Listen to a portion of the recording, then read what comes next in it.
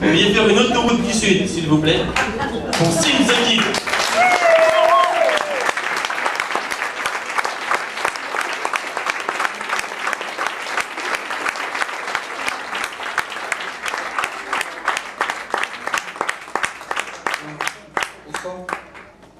Je sais pas ma première scène, j'ai fait ma première scène avec Tsunami au Charming Café. C'est lui qui a marqué ça sur la feuille.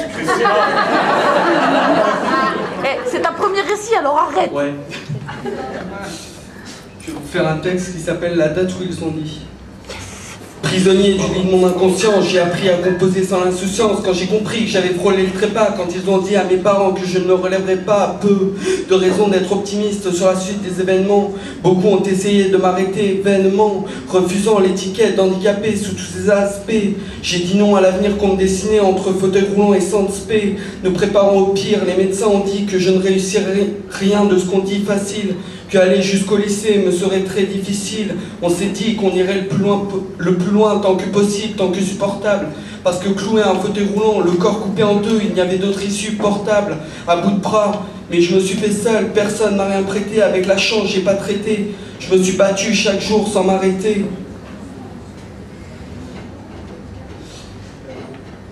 Cinq ans, très peu d'amis, un fauteuil roulant n'arrange pas les choses. À l'école, j'étais le monstre. Celui que l'on promène, que l'on balade, que l'on montre. Je me battais pour leur ressembler, mais après avoir réappris à marcher, les autres m'affirment que je ne peux pas leur ressembler, que je ne suis qu'un infirme. J'étais la dernière munition, celui qu'on intégrait pour éviter la punition. C'est ainsi, avec le sourire forcé qu'on m'enterre, pas assez rapide pour jouer au foot. Je devrais me contenter des commentaires, mais je taffe et je taffe sans trêve. Accepter des cours simplifiés, même pas en rêve. Toujours peu d'amis, mais je suis pas venu pour réunir, je suis venu pour réussir. Je voulais être avocat, on m'a dit c'est ta vie. Je voulais être avocat, mais la réalité n'est pas de cet avis. Prisonnier du passé, je me replie vers le sanitaire, pas plus d'amis que sanitaire. 2 années à encaisser les obstacles, je repousse 2 années à me battre, seul contre tous. 2 années entre effort et dépression, entre cuisine et balai. Mais je me pose des questions, existe-t-il une fille et des amis qui ne me trouveront pas laid? C'était comme avancer sans corps, et si je vous parle de cette période, c'est que je cherche encore, j'ai l'air d'un intrus dans leurs normes, obligé d'avoir couché pour que des filles de 16 ans qui se prétendent sans problème me prennent pour un homme.